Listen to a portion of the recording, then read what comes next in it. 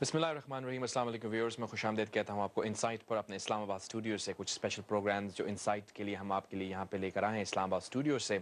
اور of course politician سے بھی ہم بات کرتے رہتے ہیں, اور کچھ ہم نے پچھلے دنوں بات کی ہمارے کچھ اینالسٹ سے, پولیٹیکل اینالسٹ سے بھی. اس کے ساتھ سول سوسائٹی کے کچھ ممبرز جو ہیں ان کو بھی ہم نے مدعو کیا, اور جو ایک جنرل ڈسکشن چل رہی ہے نہ صرف ملک کی پالیٹکس کے حوالے سے بلکہ ہماری خارجہ پالیسی کے حوالے سے بھی. آج میرے ساتھ شریک گفتگو ہیں جنرل ریٹائرڈ حمید گل صاحب, جو کہ of course former D G ہیں ISI کے. اس کے علاوہ ایک مبصر ہیں, مختلف تجزیات جو ہیں ان کے ہم دیکھتے اور سنتے رہتے ہیں. Thank you very much general صاحب, تشریف لائے. آج کے پروگرام کا ہم آغاز کریں گے جو ایک براڈر ریلیشن شپ ہے ہم مسلم ورلڈ کے درمیان اور مغرب کے درمیان, جو کہ مختلف چیلنجز ہم دیکھتے آئے ہیں 9/11 کے بعد سے لے کر, اور اس سے پہلے بھی. ابھی جو سلمان رشدی کا جو انسیڈنٹ ہوا ہے جس میں برٹش گورنمنٹ نے اس کو نائٹ ہوڈ دیا, اس has angered Muslims around the world. ایک ایسے شخص کو جس کو تمام مسلم دنیا برا سمجھتی ہے. آپ کیا سمجھتے ہیں, کیا مضمرات ہیں اس کے پیچھے جس کی وجہ سے ایسا سٹیپ برٹش گورنمنٹ نے لیا, جو ہمیشہ یہ کلیم کرتے ہیں کہ ہم ڈائلاگ پر یقین رکھتے ہیں؟ دیکھیں, we have to go into the background. پہلے دیکھیں کہ کیا تاریخی پس منظر کیا ہے ساری صورتحال کا.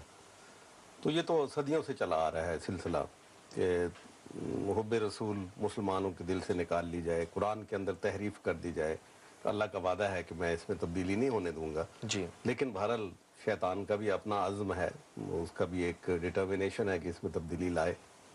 اور دوسرا جہاد جو مزاحمتی قوت ہے اس کو مٹانا. یہ تین بڑے اہداف ہیں کہ, اور یہ جو خاص طور پہ بھی آیا ہے کہ وہ آپ نے علامہ اقبال کا شعر سنا ہوگا کہ وہ فاقہ کش جو موت سے ڈرتا نہیں, ذرا روح محمد اس کے بدن سے نکال دے. تو اب یہ جو کاوشیں ہو رہی ہیں وہ روح محمد کو مسلمانوں کے بدن سے, دلوں میں سے نکال دینا. اور یہ لامحالہ دو چیزیں مسلمانوں کے پاس ہیں, ایک تو قرآن ہے اور دوسرا حضور صلی اللہ علیہ وسلم کی جو سنت مبارک ہے اور ان کی محبت ہے ہمارے دلوں کے اندر. تو یہ تو بڑی ایک پلان سازش ہے, اور یہ اسی وقت سے شروع ہو گئی تھی جب کہ سوویت یونین کا کلیپس ہوا تھا 1991 میں.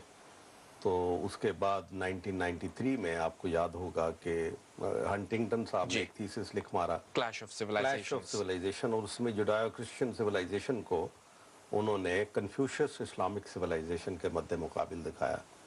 اور اس میں اہداف مقرر ہوئے, اور اس میں یہ تھا کہ مزاحمتی جذبہ کہیں نظر نہیں آتا دنیا کے اندر. World has become so materialistic کہ مٹیریل میں اگر مقابلہ کرنا ہو تو پھر تو آپ مقابلہ کر ہی نہیں سکتے. سر, مغرب میں کچھ ایسے آپ نے ذکر کیا سیمیول ہنٹنگٹن کا, آف کورس کلیش آف سیولائزیشنز کی تھیوری, اور جو کتاب بعد میں آئی ہم سب جانتے ہیں اس کو. لیکن مغرب میں ایسی مکاتب فکر کے لوگ بھی ہیں جو ڈائلاگ آف سیولائزیشنز کی بات کرتے ہیں. وہ چاہتے ہیں کہ دنیا کے ابراہیمک فیتھس کے حوالے سے بھی بات کی جاتی ہے کہ جو 3 ابراہیمک فیتھس ہیں ان کو یونیفائی کیا جائے, یا ان کے اندر جو سملیرٹیز ہیں ان کو فروغ دیا جائے. تو وہاں پر بھی ایک سیگمنٹ ہے جو اس کلیش کے خلاف ہے. تو آپ کیا سمجھتے ہیں اس کے باوجود ایسا کیوں ہوتا ہے؟ جی دیکھیں, یہ تو ہمیشہ اسمال گروپس ہوتے ہیں نا, جو کلیکس ہوتے ہیں, جو جنٹاز ہوتی ہیں, وہ یہ سارے کام کرواتے ہیں. ابھی یہ تو نہیں ہے کہ امریکن تو اگر کہیں کہ امریکن, ہر امریکن اس کے پیچھے ہے اور اس کی بھی یہی سوچ ہے, تو بالکل غلط ہوگا. کہ جارج بش کی پالیسیز کو یا ٹونی بلیئر کی پالیسیز کو تو بہت زیادہ کرٹیسائز کیا جا رہا ہے. وہاں زیادہ اینٹی گلوبلائزیشن موومنٹ جو چل رہی ہیں وہ مغرب میں چل رہی ہیں, مسلمان ممالک میں نہیں چل رہی.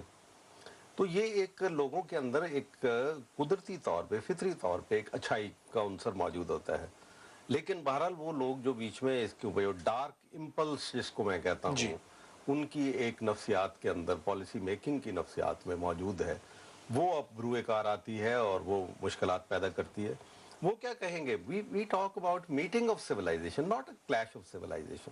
کیونکہ ہمارا رب تو رب العالمین ہے, اور نبی کریم صلی اللہ علیہ وسلم کی جن کی وہ تصدیق کر رہے ہیں, تو وہ رحمت للعالمین, خود اللہ نے ان کو لقب دیا. تو blessing for the mankind, it's جہاں ہم سے بھی غلطی ہوتی ہے اور ان سے بھی غلطی ہوتی ہے, وہ یہ ہے کہ ہم سمجھتے ہیں کہ Islam is Muslim specific. It is not. Islam is meant for all humanities. اور یہاں پہ ہم سے بھی غلطی ہوتی ہے, کیونکہ ہم جب کہتے ہیں کہ ہمسایہ بھوکا نہ رہے, تو لامحالہ